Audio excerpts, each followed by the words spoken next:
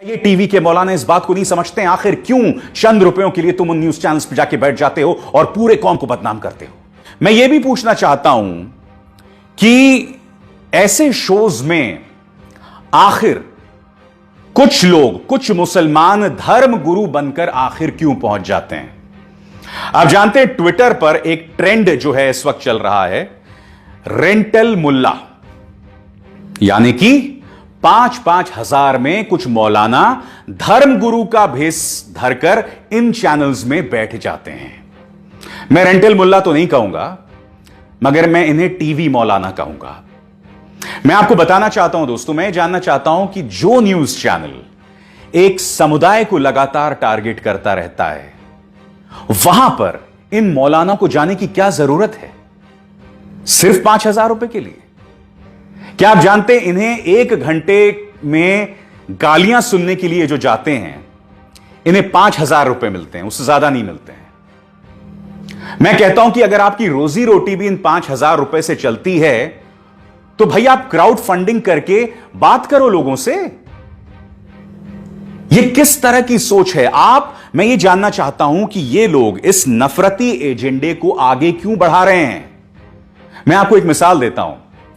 कुछ दिनों पहले एक मिसाल सामने उभर कर आई थी कि एक मुस्लिम लड़की गीता के श्लोक पढ़ रही थी, और यकीन मानिए दोस्तों, जब वो लड़की गीता के श्लोक पढ़ रही थी ना, तो बहुत खूबसूरत लग रहा था।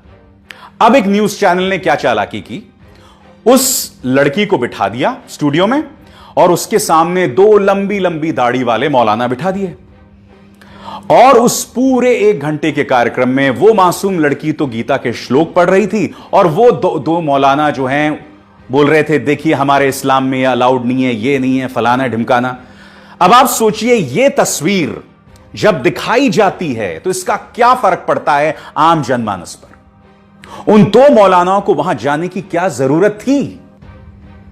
यही तो एक खूबसूरती है ना इस देश की, जहां मुसलमान गीता के श्लोक पढ़ सकता है, जहां एपीजे अब्दुल कलाम को हम अपने माथे पर, हम सराखों पर बिठाते हैं, जहां आज की तारीख के 3 बड़े सुपरस्टार्स तीनों मुसलमान हैं। यही तो खूबसूरती है ना इस देश की। मैं आज इसलिए बता रहा हूं क्योंकि इन्हीं न्यूज चैनल्स पर जब पालघर लिंचिंग को हिंदू मुस्लिम बनाने की कोशिश की जा रही थी, ये टीवी मौलाना वहां जाकर बैठ जाते हैं। आखिर क्यों?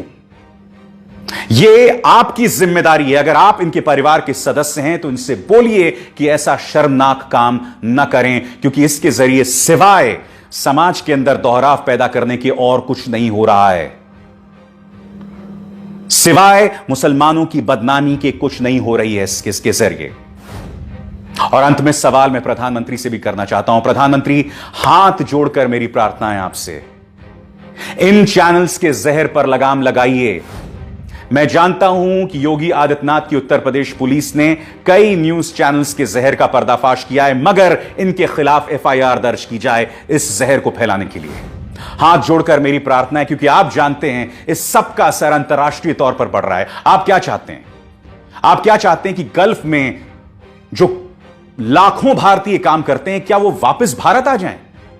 क्या आप जानते हैं कि ओमान की तरफ से, कतर की तरफ से, सऊदी अरब की तरफ से, यूनाइटेड अरब एमिरेट्स की तरफ से, सभी तरफ से कठोर तेवर अपनाए जा रहे हैं वहां के हुक्मरानों द्वारा। क्यों?